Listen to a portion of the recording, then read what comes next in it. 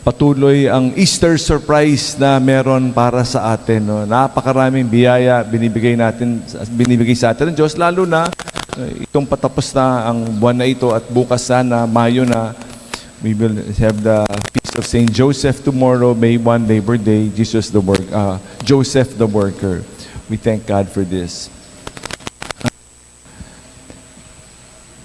It is a beautiful line in the middle of the gospel today. This is the verdict. Ito yung hatol. What is the hatol? The verdict is this: light came to the world, but people preferred darkness to light because their works were evil. No? Ito yung hatol. No? What is the verdict? Light has come to the world, but people preferred darkness. Kadiliman ang pinili. Bakit kadiliman? Bakit kadiliman? Ayaw natin pumunta sa liwanag. Ayaw natin pumunta sa katotohanan. No? Ito yung hamon nung last Sunday, because last Sunday we celebrated Divine Mercy Sunday. Ang hamon ko nung Divine Mercy, muli, no, ang sakramento ng pagbabalik loob. Gaano kadalas sana tayo magbalik loob? What is the ideal time? Sana buwan-buwan. Kung tayo ay buwan-buwan nasa loob, pag tayo ay tinawag ng Panginoon, time's up.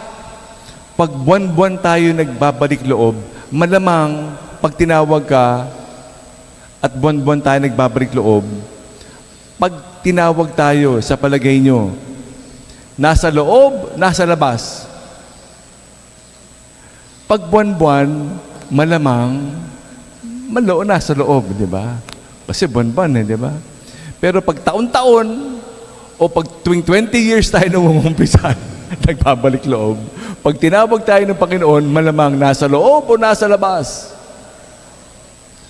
Pag laging nasa labas, pag tinawag ka ng Panginoon, malamang nasa labas. Kasi laging nasa labas eh. Kaya, bakit tayo laging nasa labas? Bakit tayo nasa kadiliman? Bakit ayaw natin pumunta sa liwanag ng Panginoon? Bakit? Bakit tayo? Yun ang sinabi. The verdict is this: people remained in darkness. Ayaw natin pumunta sa liwanag. Nakulong na tayo. Talaga naman, pag nasa dilim, hindi natin makikita yung kamay ng Diyos. Napakadilim. Hindi mo talaga makikita, no? Talaga napakalupit ng buhay. Malas na malas. Siyempre, nasa dilim. Of course. Kasi nasa kadiliman. Pero, sige, kahit na mali itong ugnayan na to, illegal itong ugnayan na to, no? Kabit yung ugnayan na to, hindi ko ma-let go eh. Di ba? Bakit? Bakit?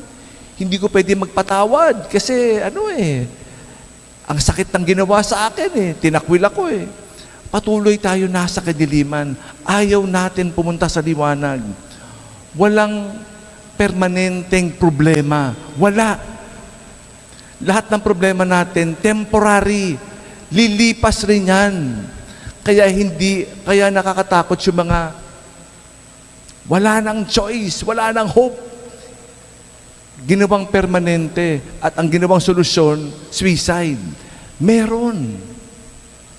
Pero pag nasa dilim, talaga naman, wala ka makikitang solusyon kasi nasa kadiliman. There is no hope when we're in darkness. Kaya ang pakiusap, napakaganda ng sakramento ng pagbabalik loob. Yung kumpisala natin, dalawa na ha. Yung dalawang kumpisalan, nag-overtime hanggang alas 10 ng umaga, kahapon, ng gabi. Hindi pa tapos, di ba? Kasi may kumpisalan bayan tayo sa Biyernes, after the 6 o'clock Mass. We invited priests to come, please come. Kasi nga, why do we have, again, I will repeat, last Sunday was Divine Mercy Sunday. Meron tayong national consecration to the Divine Mercy. Consecration.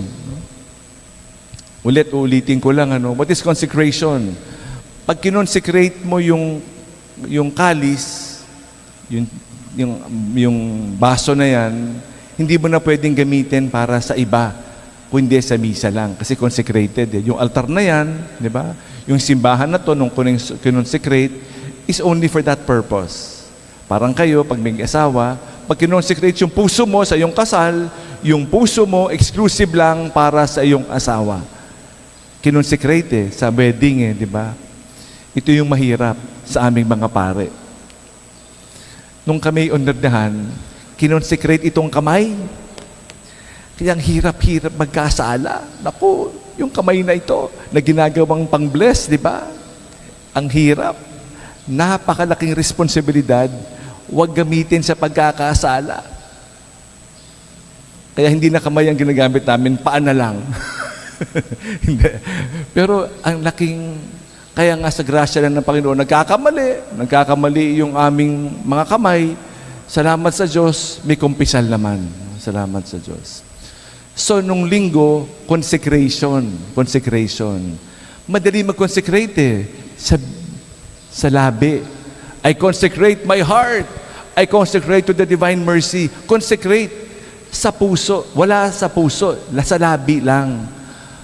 Walang silbi to. Parang I love you, hawak mo yung kabit mo. Di ba? I love you talaga. Anong klaseng I love you yan? Labi lang. Kaya mahalaga ito. We consecrate to the Divine Mercy. Paano tayo mag-consecrate sa Divine Mercy? Awa ng Panginoon o ako'y nasa kadiliman. Hindi ako nagpatawad, hindi ako humingi ng tawad. Kaya nga meron tayong kumpisalang bayan. Please naman, di ba? Again, last, yung birthday ko nung April 17, the day before, kumpisalan bayan, ang pakiusap ko sa mga tao, please, magkumpisal kayo, yun ang birthday gift nyo sa akin nung kumpisalan bayan. And this is the best birthday gift I received because after people went to confession, nung April 15, and 16, the day before my birthday, nung umpisal yung mga tao, sinasabi, Father, ito yung kasalanan ko.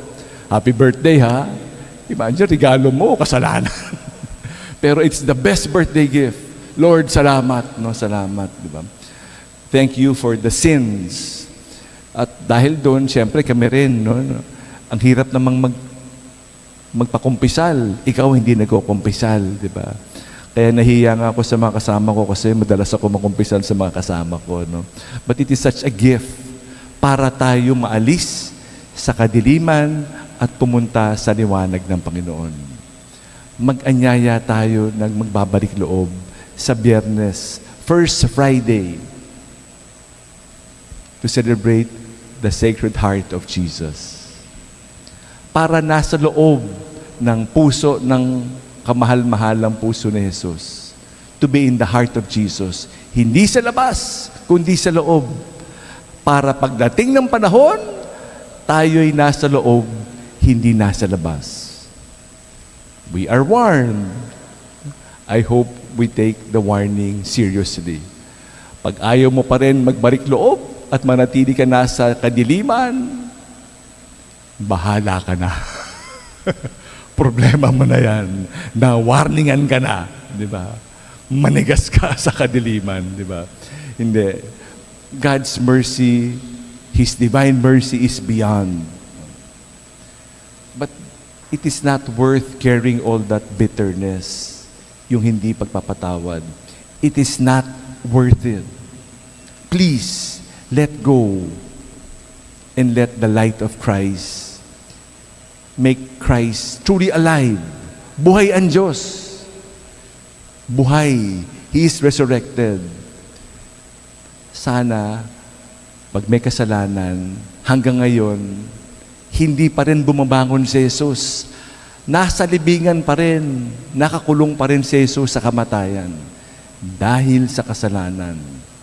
So let go. and truly celebrate Easter and the Easter surprises reserved for each and every one of us. Unending gifts, never-ending Easter surprises. Tinext ko yung mga kapatid ko kahapon, NES, no?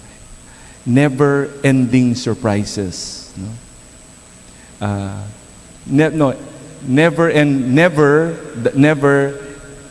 Dash ending Easter surprises, NES.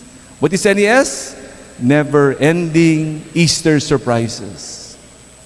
That is what the gift of Easter is all about. Far more than Christmas, Easter is the celebration. Maraming sorpresa sa atin. Higit ka sa Pasko, ang Pasko ng muling pagkabuhay. Alleluia, Alleluia.